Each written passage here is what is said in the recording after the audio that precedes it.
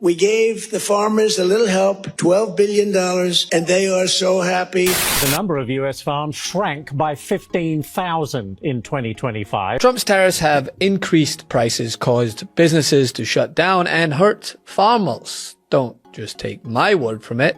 Listen to Fox News, of all places. Just some results, real ones, I guess I should say, for Georgia. Lost 80,000 jobs last year since Trump took office. 27 family farms have filed for bankruptcy. 500,000 are going to lose their health care coverage without the ACA subsidy extension, which he doesn't back. And the premiums are going to double for 1.4 million Georgians. Yeah, they're calling it out for what it is, a complete and utter disaster. Here's the Fox News headline from this week. It reads, "The single crushing problem American cattle ranchers wish Trump would fix instead." Instead meaning there's more than one? That's right, Fox is highlighting genuine frustration within one of Donald Trump's core constituencies, American farmers. You remember, those that he swore he'd protect and make life great again for.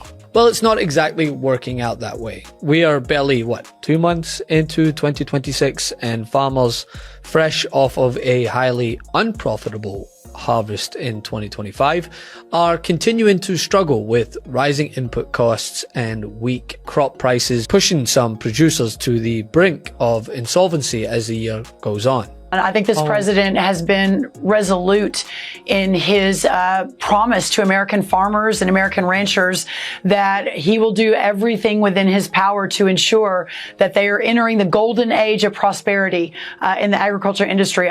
A few moments later. Looking at this, we've got a new report and it shows the number of US farms went down last year. Actually, give me the numbers. Well, those stats are shocking, Stu. The number of U.S. farms shrank by 15,000 in 2025. Yes, it brings the total to 1.865 million, still a lot, but farmland is continuing to face pressure from economic factors such as urbanization and low or basically negative returns per acre. You're losing money. According to the American Farm Bureau, it is part of a long-lasting decline. We've seen it year after year, while farm bankruptcies, by the way, are on the rise. The largest decline at the state level was Texas. No surprise, it's lost 2,000 farm operations, while no state saw an increase in farms at all. Last year, Illinois, for example, lost 400, Iowa and Indiana 500, Minnesota a whopping 1,300. The numbers show that the numbers of farms decreased in every economic category except for farms that make $1 million or more in sales each year, which actually saw a minor increase of 50 farms. But any way you look at it or try to paint it, it's a pretty grim picture, Stu. Across South Dakota and beyond, generational farmers are struggling just to stay in business from year to year. With grain bins full and no clear market to sell into, unfulfilled promises of new trade deals continuing to pop up, and tariffs. And the result is farmers are continuing to describe a sense of running out of time and patience, with many of them questioning whether long-standing trade and economic policies are delivering the relief that they were promised when they threw their vote behind this administration. Good. The flip side is it creates an export problem because there'll be retribution. I've gotten emails even in the past week from viewers of Squawk who are farmers in the Midwest who are worried, deeply worried, that depending on how these tariffs play out, that it's actually going to affect them on the opposite end. And yeah, their frustrations were just aired on Fox News, of all places.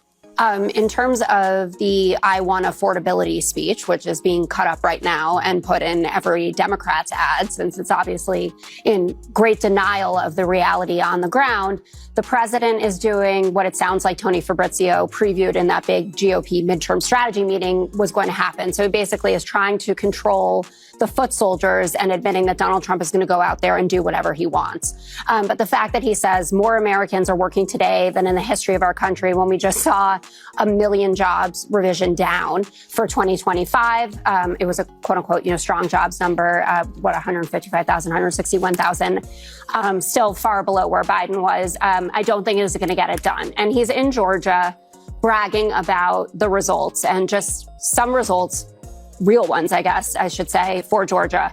lost 80,000 jobs last year since Trump took office. 27 family farms have filed for bankruptcy. 500,000 are going to lose their health care coverage without the ACA subsidy extension, which he doesn't back. And the premiums are going to double for 1.4 million Georgians.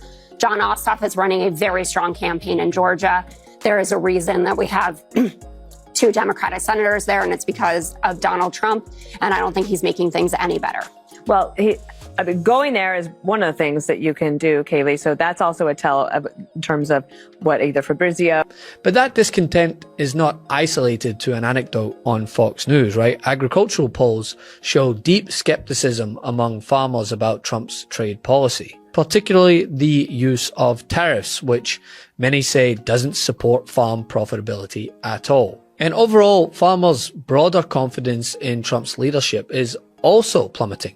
A recent Pew Research poll found overall support for Trump's policies has declined sharply, with only about 27% of Americans saying that they support all or most of Donald Trump's policies and plans, down from 35% a year earlier.